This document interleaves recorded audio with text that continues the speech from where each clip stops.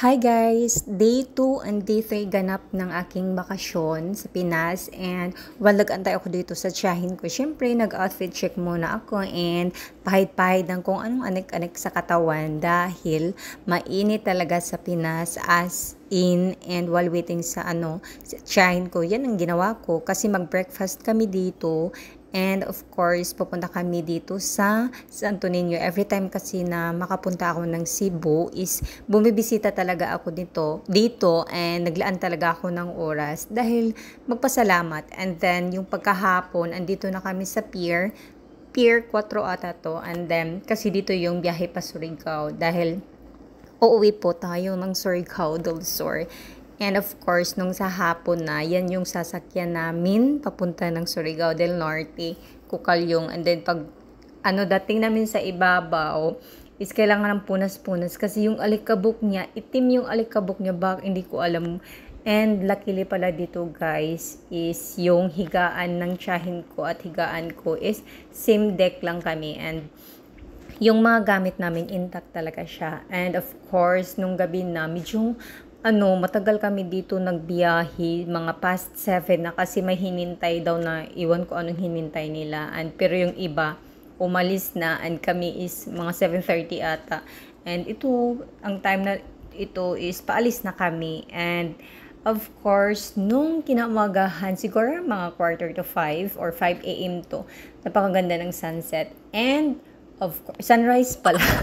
And of course, dito is dumating na kami sa Surigao del Norte na port sa Surigao City. And parang ang saya, parang excited, super excited talaga ako dito guys. Kaya for how many years? More than 5 years. And ito yung mga kabundukan ng Surigao del Norte. Nung una is kalbo, pero ngayon medyo okay na. And of course, dumating na kami ng Tandag City and nakita ko na yung kapatid ko, naghintay sila. And of course, ito na yun. Sundo ba sa inyo?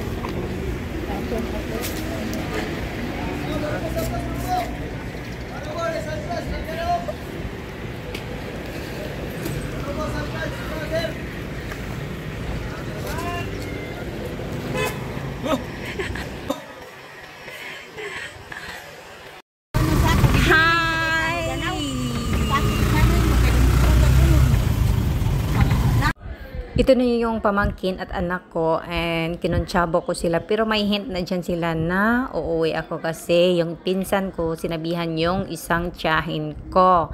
And of course, nasa likod ako. Surprise pa rin kahit medyo alam na nila. And ayan, nasa likod ako dumaan. And yan, lumapit ako kay mama.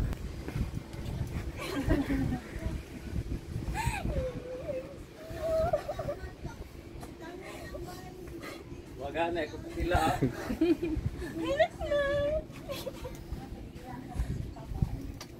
Pagkabot din ninyo ito na. Ay, si Tito. Ay. Marap sa ngadi. Ay. Ay. Sino? Bill, bayo mo ba? Wala na mo. Si mga mima na mo. Naku, ultimo anak ko, hindi na talaga ako nakilala. Sabi niya, akala daw niya tita niya. And ito na yung mga kaganapan. And then, ito na yon. Yung isa naman na kapatid kong babae yung dito, ginugulat namin kasi hindi niya talaga alam.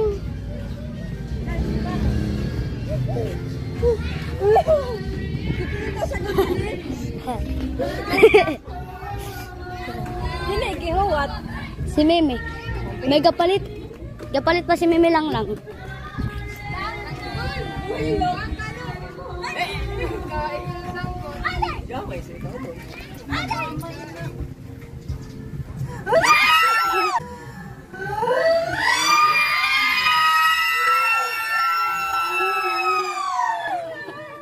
Uloy na sa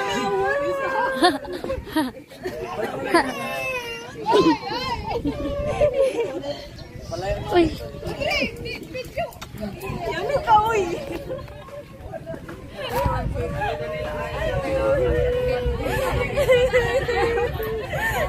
Kalawang di mo. Kalawang mo. Kalawang mo.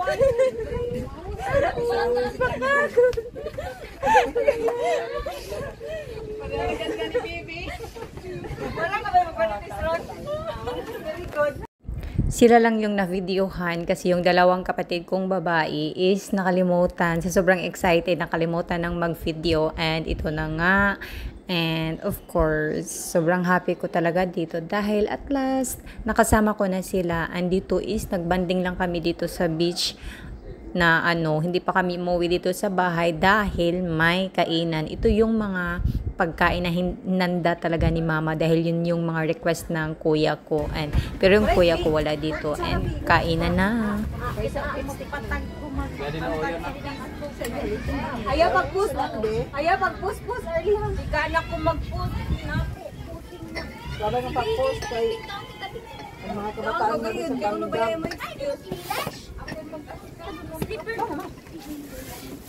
Maki, tabang mo to. Wataro matingana. Tapos tayo, abay akong isgot na. Unin mo ba ito yun, Audrey, ha? Si Mimi mo na tinuod yaon. Ako na lamang. O na imo bing sa danon beng.